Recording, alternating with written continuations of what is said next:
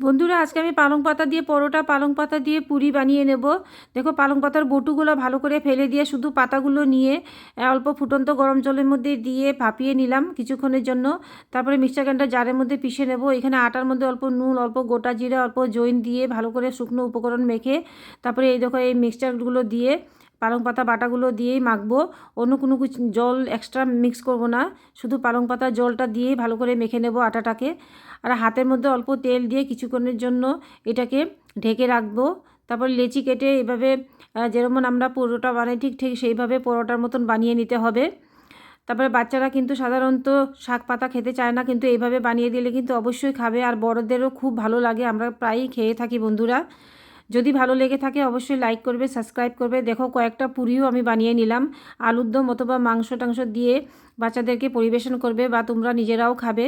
যদি ভালো লেগে থাকে অবশ্যই বাড়িতে বানাবে।